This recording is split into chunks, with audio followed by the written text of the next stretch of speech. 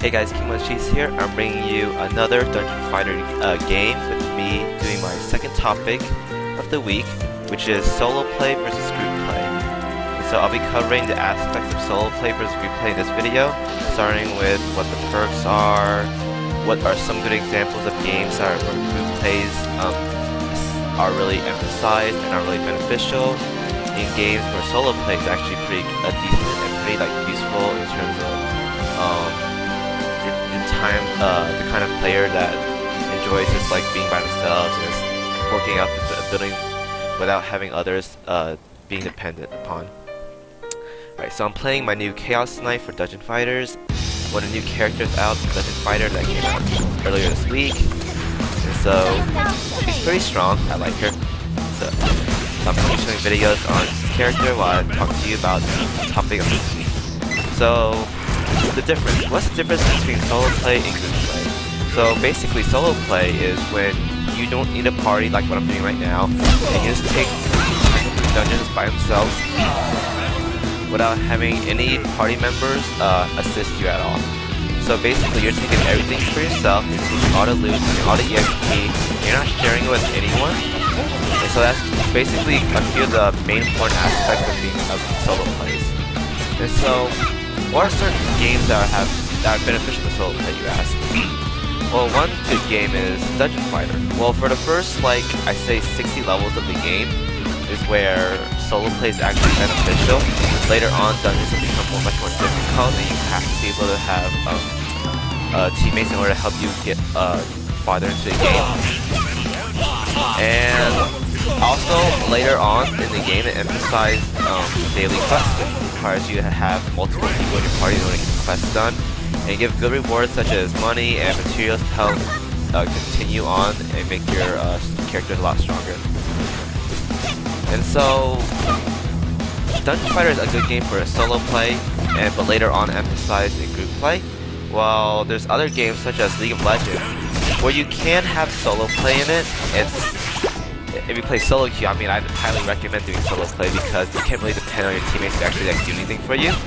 But it's also a team game nonetheless, because if you manage to get your team coordinated, then it's gonna make the game a lot easier regardless if it's solo queue or not. Because even if it is solo queue, if a team of 5 are willing to play together and act accordingly, it's just gonna dominate that solo player regardless if that player is really good or not. And so that's one of the many features and perks of being group play. And so some of the more general aspects of solo play would be there's no wait time. So basically, in order to do group play, you have to find group members, and usually that takes a long time depending on what time of day you queue up for parties, or you just end up looking for party members. I know some time around midnight to 7 in the morning, it becomes more difficult to find players that are active because most of them are asleep. And also during weekdays when most people are either at work or at school, so it becomes a lot more difficult to find members. And if you find them just wasting time that you can spend doing dungeons and whatnot. And also, one of the perks of solo play is that you get all the loot for yourself. And so, they changed the game up for the Global Dungeon Fighter where everyone gets their own loot now. But back then, basically, if there's a good item on the floor, then everyone takes a roll for it. And if it's the item that you want, or if it's a really good item, then you might not be able to get it because someone else might roll higher for you or something. And so that's one of the bad part about it. And also, I think one really important one is that there are no leechers. So most people, they just AFK in dungeons as a party because they just depend on their team to just carry them throughout the whole thing. And so that's really bad because if you have leechers, then that's just more dead weight for your party. And you don't want a dead weight in your party because that's the reason why you queue for parties, because you want to have other people help you with the dungeons. And if they're staying there doing nothing and just taking EXP and loot, then what's the point of having them there to begin with? You might as well be soloing. So that's what I have for oh crap, almost died. And so that's the perks for solo play. For group play, it's usually more fun because if you're playing with friends or people you know, then of course it's gonna be fun, especially if you're having fun, talking in party chat, going, haha, you screwed up, oh, that's funny, man. Or if you're on a Skype call together, that's like blast. I highly recommend playing with friends if you have the chance to, because that's what games are there for. That's what an MMO is for you to have parties and be able to communicate and play with other players, because that's what the purpose of a party game is, such as Dungeon Fighter. And so another aspect is that some games have EXP bonuses. I know Dungeon Fighters that if you party up with other players, there's a bonus EXP. So you get more EXP to help you level.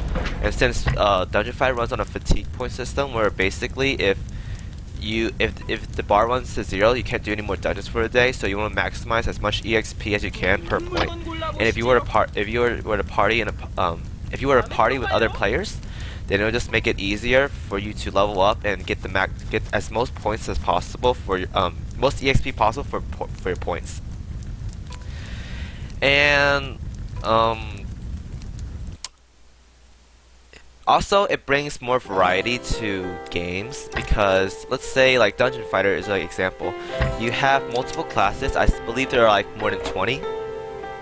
And so if you're playing like a weapon master, someone who doesn't bring like magic utility to the party, then you can have those assist you, and this makes your life easier, because later on when raids come out, you have to have a balanced party of crowd control, high DPS, support classes. You need to have a mixture of everything. It's better than having like 4 DPS and like no support, because then your party will just get wiped. You have like no control over that.